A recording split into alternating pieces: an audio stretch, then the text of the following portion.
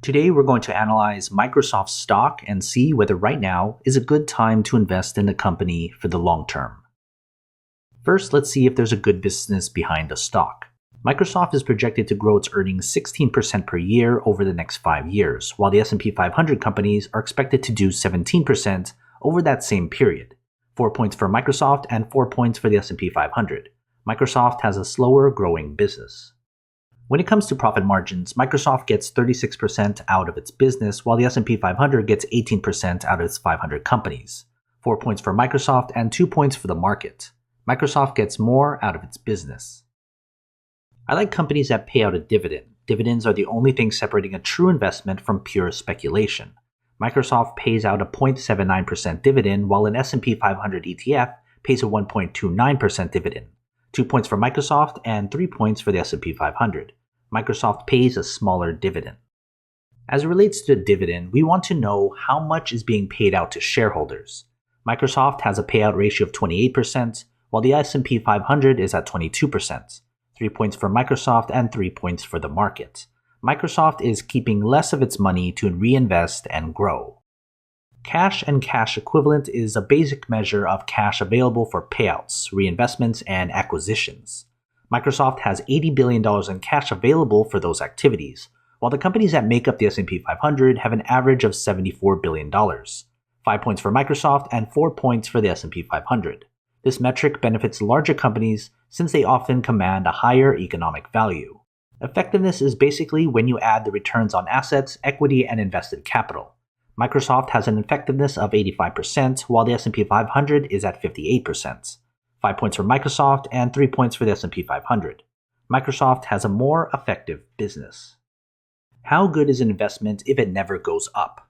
Looking at the past 10 years, Microsoft has returned a compounded annual growth rate of 28%, while the S&P 500 has compounded at 12%. 5 points for Microsoft and 4 points for the S&P 500. Microsoft is a better performing stock over those 10 years.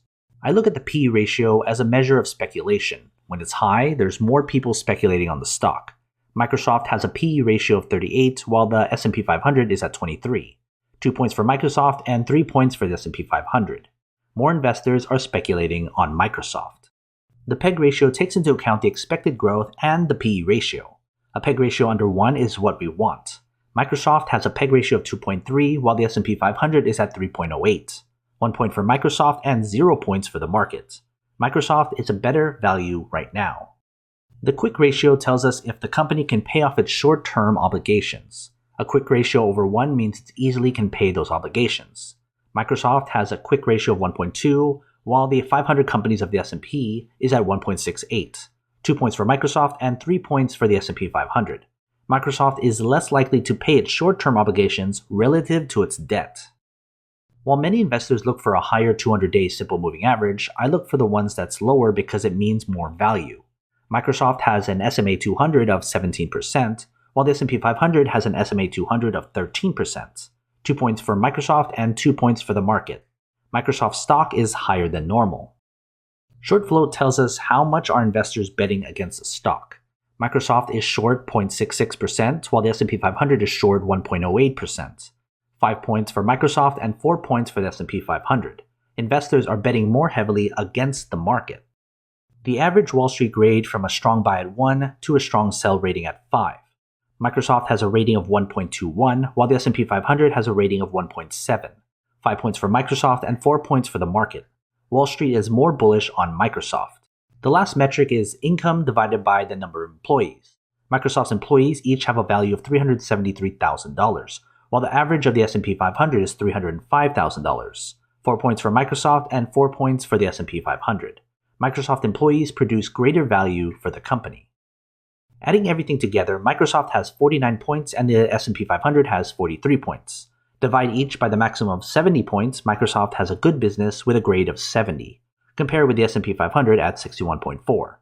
Both have good companies behind the stock. Microsoft is just better. Before we get to Microsoft's final grade, join my Patreon and get access to every company I've analyzed so you can compare between all your favorite stocks. It's updated all the time. Go to patreon.com/growthshares or click on the link in the description. But of course, we can't forget about Microsoft's fair price and whether it's the right time to buy the stock. I use a discounted cash flow model taking into account a 10% margin of safety. That translates into a fair price of $283 for Microsoft, which is 33% below its current stock price. When we look at the table, we can see that Microsoft stock is expensive, giving us 0 points. So if you're only concerned about the stock, wait until it drops by a lot. Finally, we can put everything together and get Microsoft's final grade. With a business grade of 70 and a fair price grade of 0, Microsoft has a final grade of 63.